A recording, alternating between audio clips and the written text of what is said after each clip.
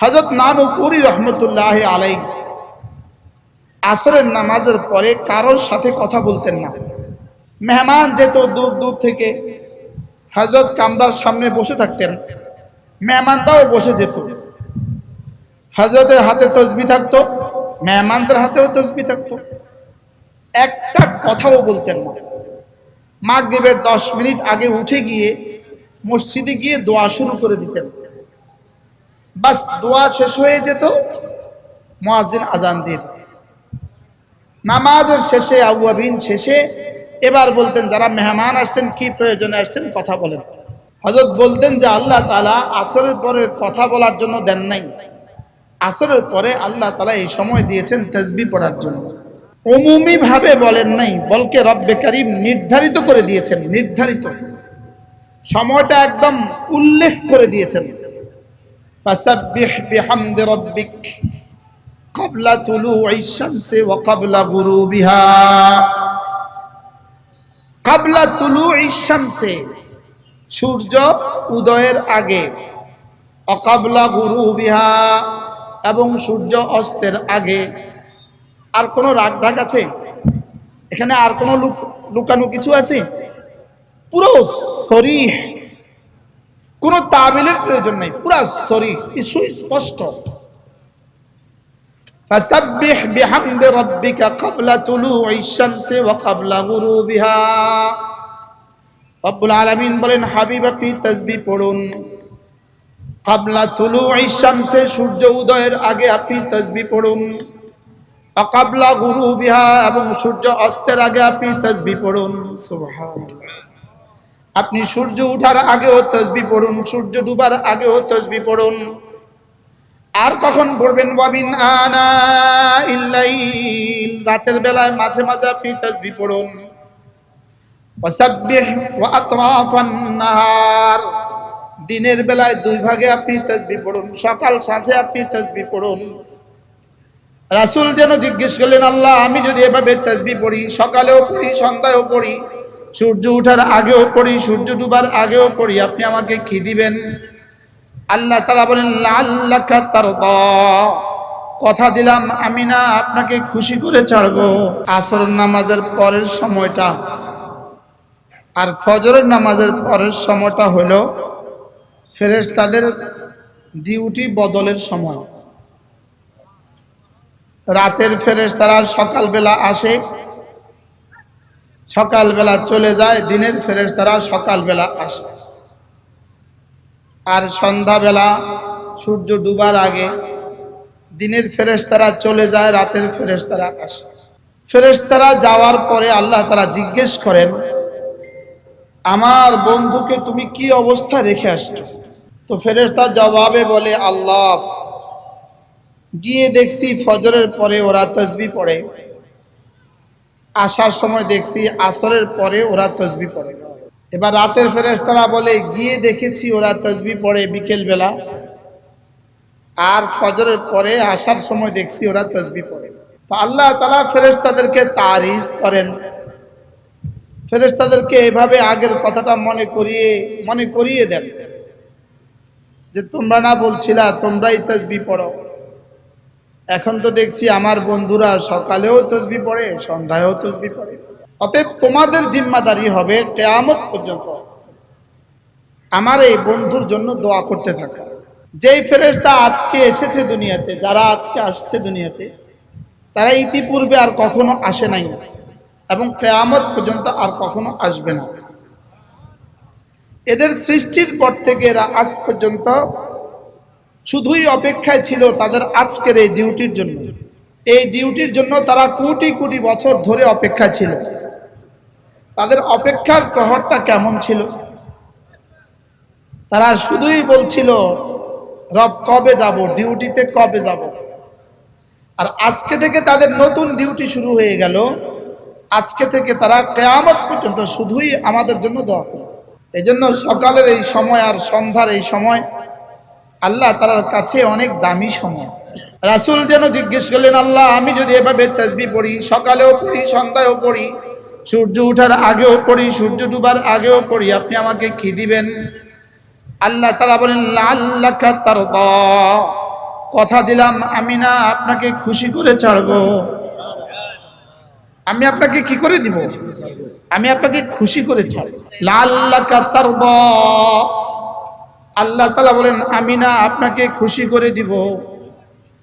অকালা বাদু আলে মুহাম্মদ, রাসূলের বিবিদের একজন এই কথা শুনে বলে ফেললেন, ইদান আনা ফিল জান্নাহ, তাইলে তো আমিও জান্নাতি।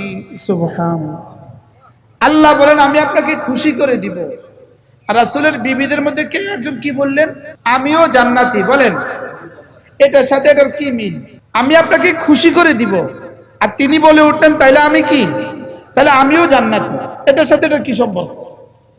আল্লাহ তাআলা বলেন আমি আপনাকে খুশি করে দিব, আর তিনি বললেন আমিও জান্নাতি। আপনারাও বলেন আমিও জান্নাতি, বলেন আমিও জান্নাতি। মানে কি? ক্বালা বা'দু আলি মুহাম্মদ, রাসূলের বিবিদের মধ্যে কেউ একজন বলে উঠলেন, ইদান আনা ফিল জান্নাহ, তবে তো আমিও জান্নাতি। এবার অন্যরা জিজ্ঞেস করলেন, লাআল্লাকা তারদার মধ্যে তুমিও জান্নাতি, এটা কেমনে বুঝলা তুমি? এটা কি, এটার সাথে এটার কি সম্পর্ক? তো তিনি বলেন যে আল্লাহ তাআলা তার রাসূলকে বলেছেন লাআল্লাকা তারদা, আমি আপনাকে খুশি করে দিব। ওয়ালা ইয়ারদার রাসূল ওয়া আহাদুম মিন উম্মতিহি ফিন নার, রাসূলের একজন উম্মত জাহান্নামে যাবে, রাসূল খুশি হবে না। এজন্য আল্লাহ তাআলা রাসূলকে খুশি করার জন্য আমাকে জান্নাতে দিয়ে দিবেন। এবার কি বুঝছি? লাআল্লাকা তারদার মধ্যে আমিও জান্নাতি। লাআল্লাকা, আমি আপনাকে খুশি করে দিব, আপনার শেষ উম্মতকে জান্নাতে না দিলে আপনি খুশি হবেন না। এজন্য আপনার শেষ উম্মতকে জাহান্নাম থেকে বের করে জান্নাতে দিয়া আমি আপনাকে খুশি করে দিব। তবে রব্বে কারীম তিনটা শর্ত জুড়ে দিয়েছেন, আপনার উম্মতের আখেরি মানুষটাকেও আমি জান্নাত দিব তিন শর্তে। এক নাম্বার তাওবার শর্তে, বলেন। দুই নাম্বার ঈমানের শর্তে। তিন নাম্বার আমলে সালেহের শর্তে। ইল্লা মান তাবা ওয়া আমানা ওয়া আমিলা আমালান সালিহা ফাউলাইকা ইউবাদদিলুল্লাহু সাইয়্যাতিহিম হাসানাত ওয়া কানা আল্লাহু গফুরুর রহিমা। রব্বুল আলামিন বলেন, যদি কেউ তওবা করে, যদি কেউ ঈমান আনে, যদি কেউ আমলে সালেহ করে, এই তিনটা শর্ত যদি কেউ পুরা করে, আমি কথা দিলাম তার গুনাহগুলোকে নেকি দ্বারা বদলায় দিব। গুনাহগুলোকে নেকি দ্বারা কি করে দিবে? বদলা দিবে। এজন্য করাচির হযরত ওয়ালা রাহমাতুল্লাহ আলাইহি বলেন, মুআযাল্লাহ যারা দুনিয়াতেও কিছু জানাবে বিচার করছে, আবার তওবা নসিব হয়ে গেছে, এদের পোয়া বারো, দুনিয়াতেও মজা উঠাইলো, আখিরাতেও মজা। বলবেন হুজুর তাইলে কি গুনাহ করে দেখা? প্রশ্ন, তাইলে কি গুনাহ করে দেখা? তো হযরত ওয়ালা রাহমাতুল্লাহ আলাইহি বলেন, না না, গুনাহ করে দেখা নয়। কোনার কারো একজন বন্ধু যদি বার্ন ইউনিটের প্রধান হয়, উনি মলম লাগিয়ে দিলে পোড়া ভালো হয়ে যায়, তার উপরে ভরসা করে কি কেউ আঙ্গুলটা পুড়ে দেখে? মাফ করে দেওয়ার পরে মজা, লেকিন গুনাহ করার সময় যে সাজাটা, এটা থেকে বাঁচবে কিভাবে? আরে ওষুধ লাগাইলে ভালো হবে, কিন্তু ভাঙ্গার সময় যে সাজাটা, এটা থেকে বাঁচবা কেমনে? বুঝেন নাই কথা? হ্যাঁ, এজন্য তিনটা শর্ত আছে। ইল্লা মান তাবা ওয়া আমানা ওয়া আমিলা আমালান সালিহা। কয় শর্ত? কি কি? তওবা, ঈমান। এজন্য যারা শত শত খুন করে এখন বিদেশের মাটিতে, এরাও যদি তওবা করে, এরাও যদি ঈমান আনে, এরাও যদি আমলে সালেহ করে, আল্লাহ এদের গুনাহগুলোকেও মাফ করে দিবে। বলি মুশতাক সাহেব যে উদারতার বয়ান করে, বুঝি সব মাফ। আচ্ছা, সবার যদি মাফ করে দেয়, আমাদের কোনো অসুবিধা আছে? হ্যাঁ, দিল্লিতে বসে বসে এখন কিন্তু বয়ান শুনে, এখন তো অবসর। এখন কি শুনতেছে বলেন? এখন লাইভ শুনতেছে, লাইভ। জীবন ভর কইছিলাম বাংলা ছাইরা ভারত যা, আল্লাহ যে এটা এভাবে কবুল করবো এটা কি বুঝছিলাম নি জীবনে? এটা যে এভাবে আন্ডা বাচ্চা সহ কবুল করবো এটা কি বুঝছি? কিভাবে কবুল করছে আল্লাহ, বাংলা ছাড়া ভারত যেটা কিভাবে কবুল করছে। কথায় কথায় আমাদেরকে কি বলতো, পাকিস্তান পাঠিয়ে দিব, আর আমরা বলতাম আমরা পাঠাইতাম না, তোরা যা। বারহাল উনি হয়তোবা বিদেশে বসে বসে শুনছেন যে তিন শর্তে আল্লাহ মাফ করে দিবে। এক নম্বরে তওবা, দুই নম্বরে ঈমান, তিন নম্বরে কি? আমলে সালেহ। তো রব্বুল আলামিন বলেন, হ্যাঁ ঠিক আছে, তিনটা শর্ত যদি পুরা করতে পারে তো আমাদের ভাগলপুরিনি কেন, ফেরাউনও যদি করতো আমি মাফ করে দিতাম। বাকি রইল যে ফেরাউন 400 বছরে মাত্র 30,000 হত্যা করছে। 400 বছরে মাত্র 30,000 হত্যা করছে, তিনি 16 বছরে কয়েক লাখ হত্যা করছে। فقطع دابر القوم الذين ظلموا والحمد لله رب العالمين। আমি না ইতিহাসের বাঁকে বাঁকে, ইতিহাসের পরতে পরতে, পৃথিবীর ইতিহাসে জালেমদেরকে আমি এভাবে নিশ্চিহ্ন করে দেই, বাকি আমি করি, অন্য কেউ করে না। এজন্য প্রশংসা শুধুই আমার। প্রশংসা কার? আলহামদুলিল্লাহি রাব্বিল আলামিন। বাকি তাওবার 3টা শর্ত রয়ে গেছে, এরা খুশি হয়ে যাবে তাওবা ঈমান আর আমলে সালেহ। তাওবার 4টা শর্ত রয়ে গেছে। 1 নম্বরে হলো লজ্জিত হওয়া, আন-নাদামাতু আলা মা কান, যতগুলো গুনাহ হয়ে গেছে এর উপরে লজ্জিত হওয়া। 2 নম্বরে কালউ মা কান, যে গুনাহগুলো হয়ে গেছে সমূলে ছেড়ে দেওয়া। 3 নম্বরে আল আযমু আন আদামি আউদাতিহা, জীবনে আর করবে না বলে ওয়াদা করা। 4 নম্বরে হলো দেশের সম্পদ দেশে ফিরিয়ে দেওয়া। যার মাল চুরি করেছে, যার মাল লুট করেছে, যাদের মাল লুণ্ঠন করেছে, লুণ্ঠিত মালগুলো আবার দেশে কি দেওয়া বলেন? ফিরিয়ে দেওয়া। লুণ্ঠিত মাল আবার দেশে ফিরিয়ে দেওয়া।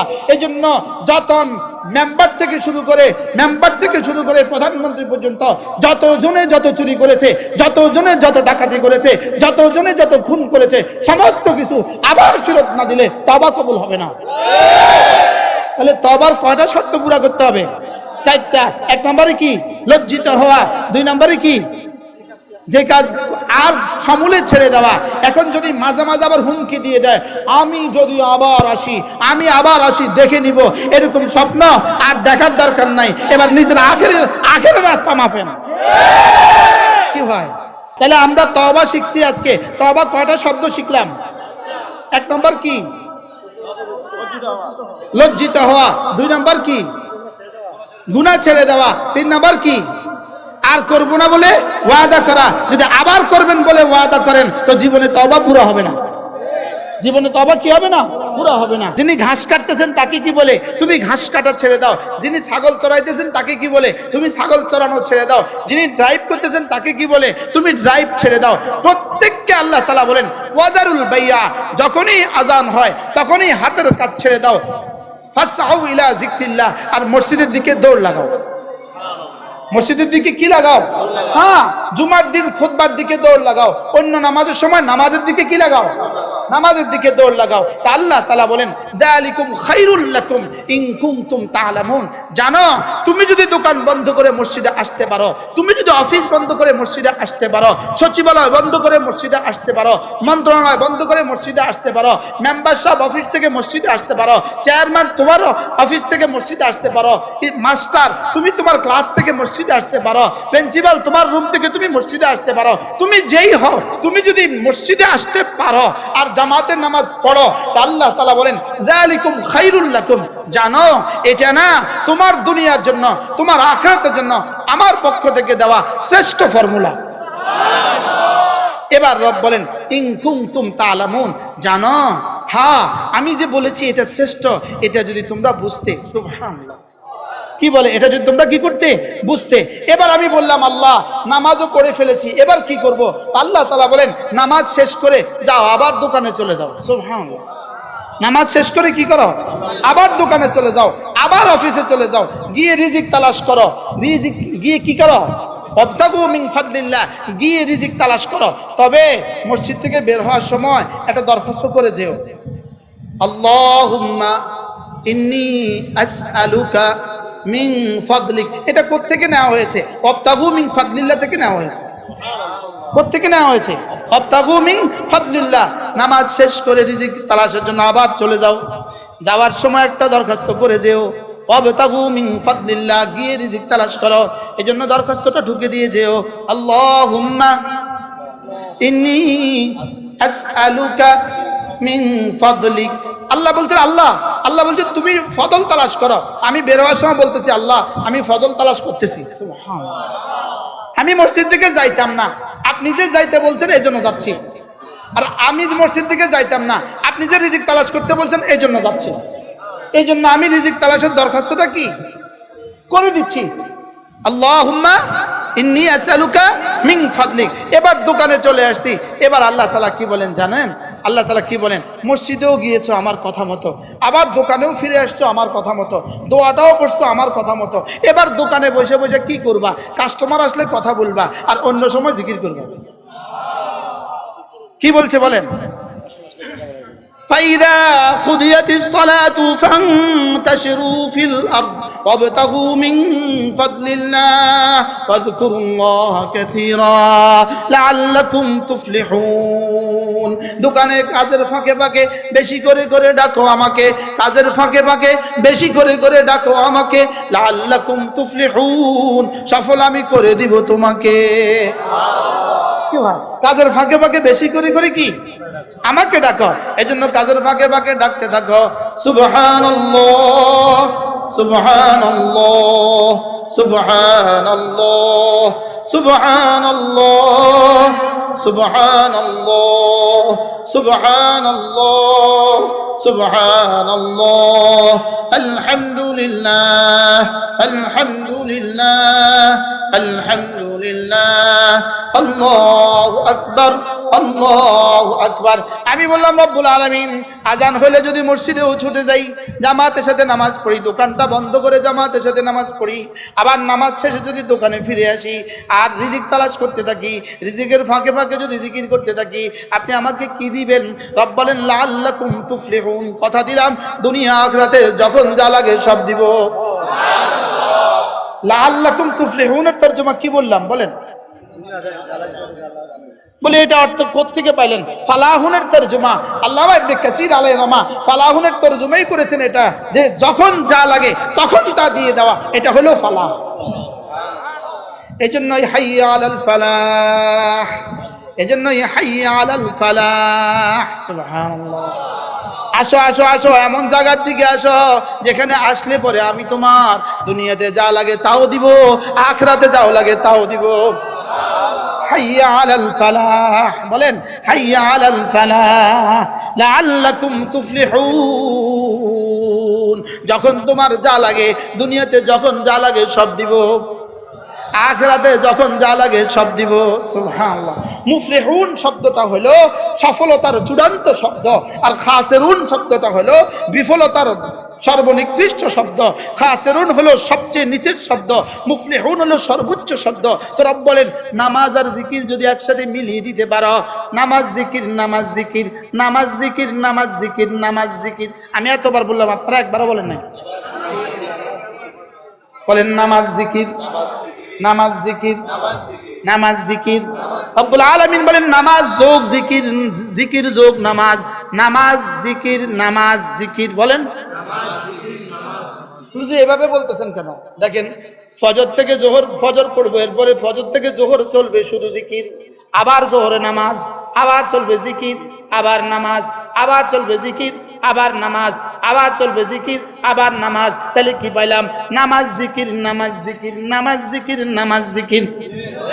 বলেন নামাজ জিকির, আবার বলেন, সবাই বলেন আরো জোরে। ওরা যদি খন্তি মার্কারে এত জোরে বলতে পারে, আমরা আমাদের মার্কাটা আসলে সফলতার মার্কাটাকে বলতে পারবো না কেন? সফলতার মার্কা কি বলেন? আবার বলেন। এই জন্য নামাজ জিকির নামাজ জিকির নামাজ জিকির। মুসলমানের জান, নামাজ ছাড়া ইমানদারের বাঁচে কেমনে প্রাণ, জিকির ছাড়া ইমানদারের বাঁচে কেমনে প্রাণ। বলেন জিকির ছাড়া ইমানদারের বাঁচে কেমনে প্রাণ। নামাজ হবে জিকিরওয়ালা, জিকির হবে নামাজওয়ালা। নামাজ হবে কি ওয়ালা? আকিমিস সালাতা লিযিকরি, নামাজ হবে জিকিরওয়ালা। ওয়ালা যিকরুল্লাহি আকবার, জিকির হবে নামাজওয়ালা। সুবহানাল্লাহ বলেন। আমি মিলে তরজমা করলাম আর কি। আকিমিস সালাতা লিযিকরি, নামাজ পড়বো কেন? জিকিরের জন্য।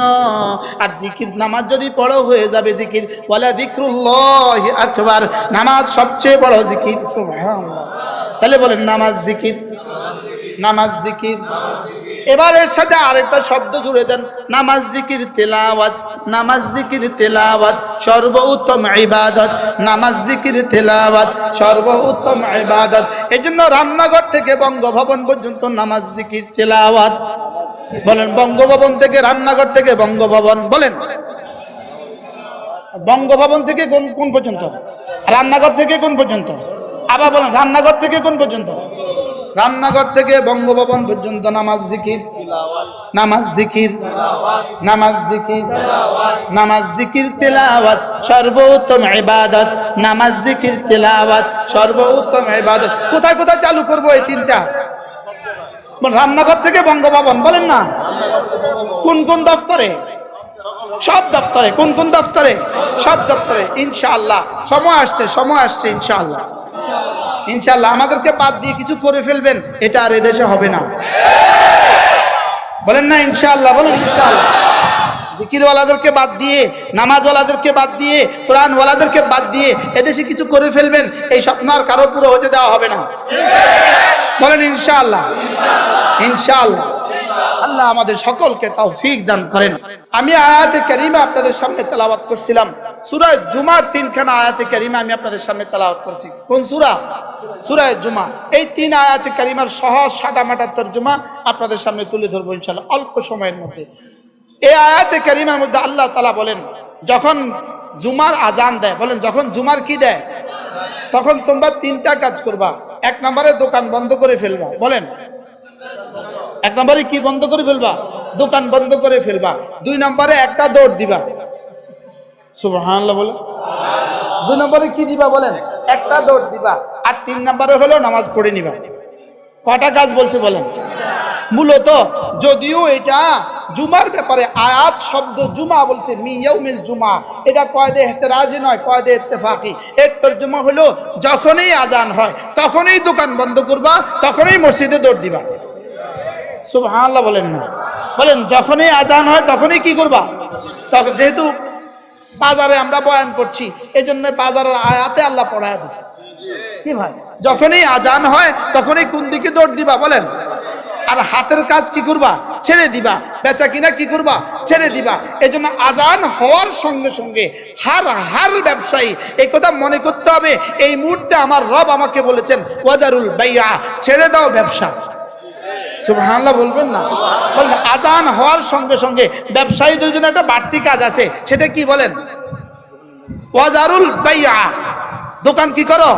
দোকান বন্ধ করে দাও, ব্যবসা ছেড়ে দাও। ওয়াজারুল বাইয়া, ছেড়ে দাও ব্যবসা, আর নামাজের দিকে দৌড় লাগাও। তাহলে হার ব্যবসায়ীর জন্য এটা রব্বে কারীমের পক্ষ থেকে একটা বাড়তি হুকুম। সুবহানাল্লাহ বলেন। তাহলে আজান হওয়ার সঙ্গে সঙ্গে রব, যদি আমরা নুরুল আনোয়ার নামক কিতাবে একটা মাসআলা পড়ছি, উসুলের একটা কায়দা আছে, আল আমরু ইয়াতাকাররার, আমর তাকরার হয়। আমর কি হয়? বলেন আমর তাকরার হয়। এর অর্থ কি?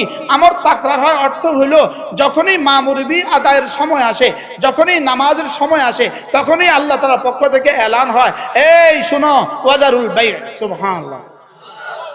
এই শুনো ওয়াজারুল বাইয়া, ছেড়ে দাও হাতের কাজ। বলেন ছেড়ে দাও কি? হাতের কাজ। শুধু বেচা কিনা ছেড়ে দাও না সবটাই ছেড়ে দাও? তাহলে যিনি মুতালা করছেন তাকে কি বলেন জানেন? এই তুমি মুতালা ছেড়ে দাও। সুবহানাল্লাহ। আল্লাহ আমাদের সকলকে, আজকে কয়টা শিখলাম? একটা তওবা শিখলাম। কি শিখছি? আর শেষ 3 শব্দ কি শিখছি? হ্যাঁ, এটা কত ঘন্টার ইবাদত? হ্যাঁ, আজ থেকে কোন পর্যন্ত? কি কি? আবার বলেন। এবার 3টা শিখায় কোন জায়গায়? প্রশ্ন, 3টা শিখায় কোন জায়গায়? 3টা একসাথে শিখায় মাদ্রাসায়। 3টা একসাথে শিখায় কোথায়? বলেন। 3টা একসাথে যেখানে পুরা শিখায় এটার নাম হলো মাদ্রাসা। 2 নম্বরে কিছু কিছু শিখায়, এটার নাম হলো তাবলীগ। সুবহানাল্লাহ। 3 নম্বরে হক্কানি রব্বানি আল্লাহওয়ালাদের দরবার। তাহলে 3টা লাগবে, 3টা লাগবে। মসজিদ লাগবে, মাদ্রাসা লাগবে, খানকা লাগবে। কটা লাগবে? 3টা। কি কি? মসজিদ, মাদ্রাসা, খানকা। আবার বলেন। মাদ্রাসা হলো ফ্যাক্টরি, মসজিদ হলো গোডাউন। মাদ্রাসা হলো ফ্যাক্টরি, মসজিদ হলো গোডাউন। ওলামা একরাম হলো হোলসেলার, তাবলীগ ওয়ালারা হলো খুচরা বিক্রেতা, আপনারা হলেন ক্রেতা। মাদ্রাসা কি? আবার বলেন মাদ্রাসা কি? এই জন্য কেউ যদি মনে করেন ফু দিয়ে মাদ্রাসাগুলো নিভিয়ে দিবেন, 16 বছরে পারেন নাই, কিয়ামত পর্যন্ত পারবেন না ইনশাআল্লাহ। বলেন না ইনশাআল্লাহ। শুধু একটাই তো চেষ্টা চলছিল 16 বছর ধরে, শুধু এদেরকে অবনত করো। কি এই চেষ্টাটা কি পরিমাণ করছিল? এখন কোথায়?